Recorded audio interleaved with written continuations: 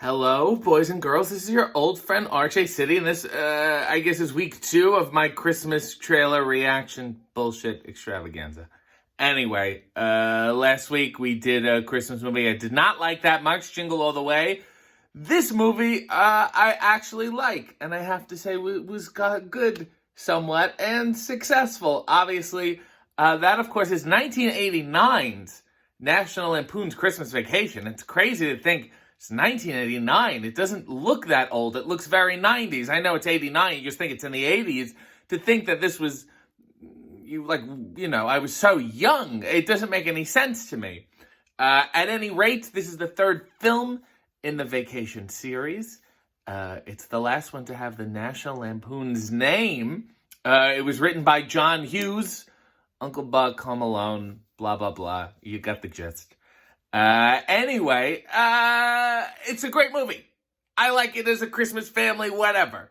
But I have some problems with it. So let us watch, and then we will discuss, without any further ado, the trailer to 1989's National Lampoon's Christmas Vacation.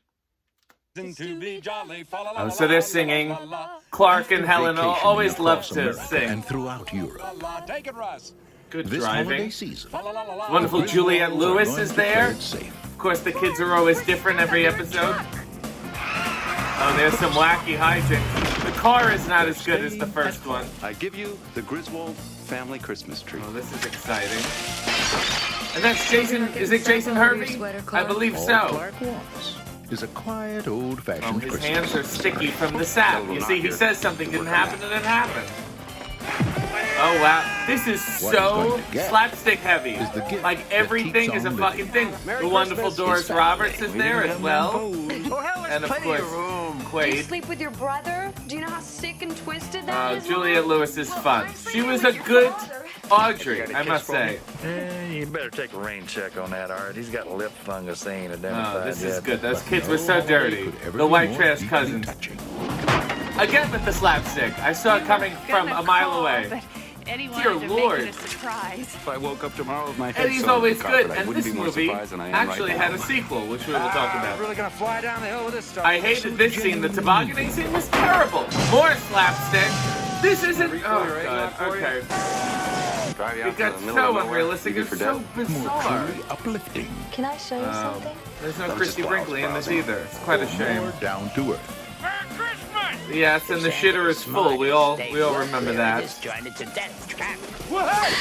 Another animal. Okay. Then Christmas. So the with cat and the Griswolds. squirrel were slapstick animals. Everybody come on, quick, look at the lights. They Uh, want you uh. to say grace. The blessing. Do we remember this? We all do. And a dog. So there's a dog, a cat, and a squirrel. Animals and slapstick. Boys. Oh boy. The furniture has been ruined. This year, let Chevy Chase Yeah. light up your There we holidays. go. There's the cat.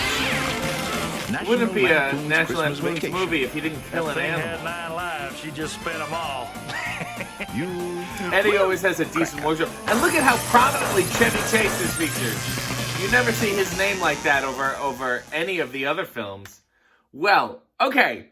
So, wacky family Christmas movie. It works. It was successful. People, generally speaking, loved it. I would go so far as to say it is a Christmas classic. However, as a National Lampoon's Vacation movie, I don't like it. For a number of reasons. This is definitely the movie where Chevy Chase cements himself as no longer fuckable. And in Caddyshack, everyone wants to have sex with him. In National Lampoon's Vacation, the original one, guy's a fucking machine. Here, he's settling firmly into dad role, and then the next thing you know, it's Man of the House with Jonathan Taylor Thomas. So here we all have to mourn the loss of the fuckability of Chevy Chase. Number one. Number two, the movies, even European Vacation. So there was Vacation, European Vacation, then Christmas Vacation, and then Vegas, but whatever.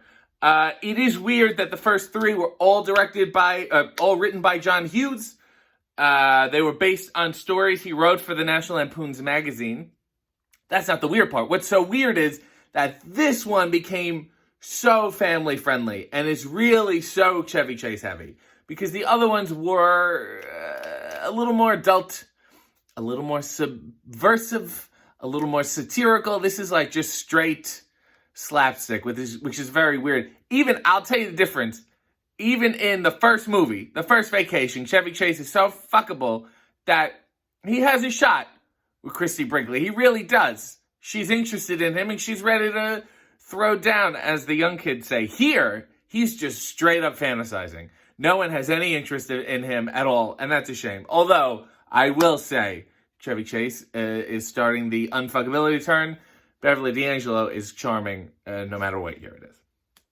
So, new kids, as they always are. Jason Hervey, I believe, who was also the shitty kid at the end of Pee-wee's Big Adventure.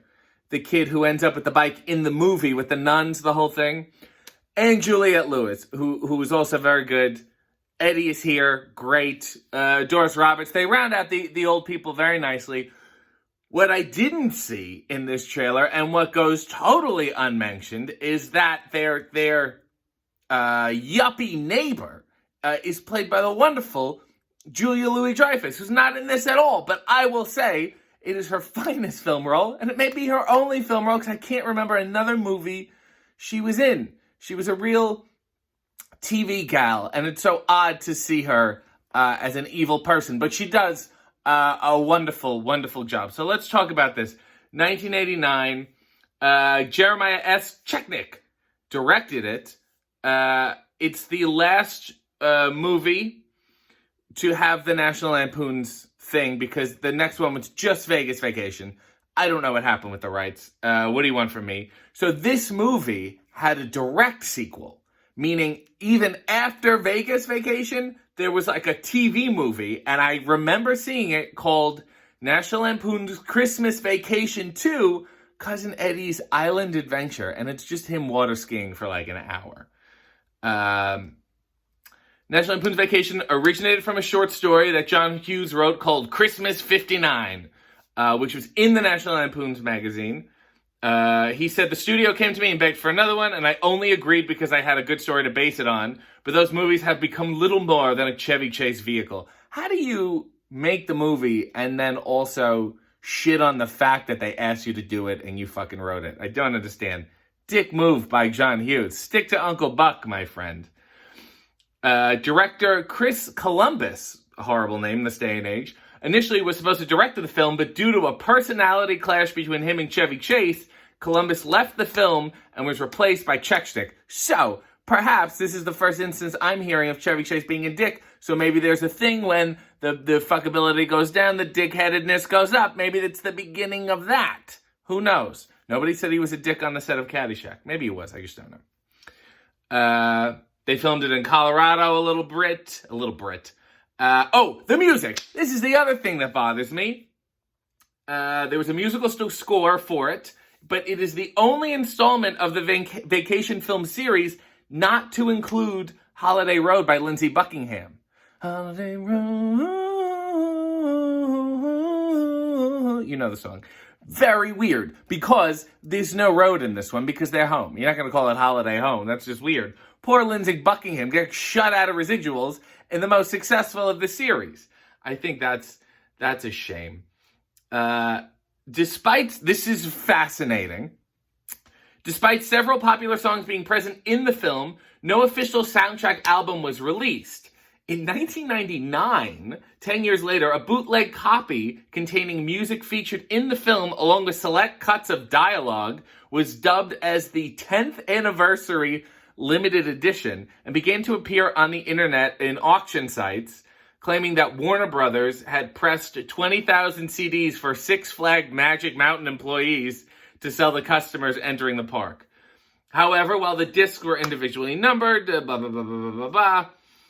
they later declared that the discs were a bootleg due to its inaccuracies. For instance, the cut Christmas Vacation Medley is really a track called Christmas at Carnegie Hall from Home Alone 2 by John Williams. So can you imagine being such a National Lampoon's Vacation enthusiast and collector that you saw this wonderful soundtrack come up as the 10th anniversary edition, and you didn't even own the original edition because it didn't fucking exist, and you buy it and it's just a John Williams song.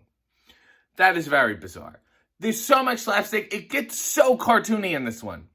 Really cartoony.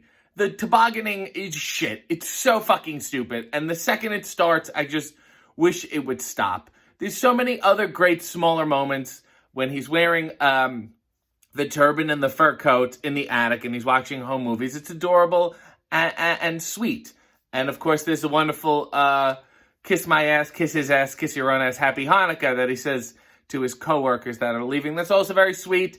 And Cousin Eddie is great in it. And it's so nice to look back on Cousin Eddie and go, oh, I see, you were just actually crazy the whole time and you're not acting. Good luck with everything. That poor guy, I have no idea what happened to him. I feel very bad. Anyway, on that note, I will say, if you're going to watch anything, if you don't watch fucking Jingle All the Way, it's a fucking piece of shit.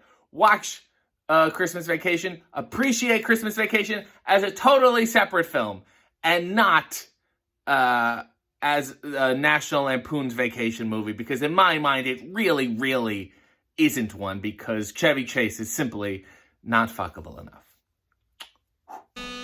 Guests of the RJ City Show, subscribe to his channel, follow him on social media, and buy his t-shirts at prowrestlingtees.com/RJ City.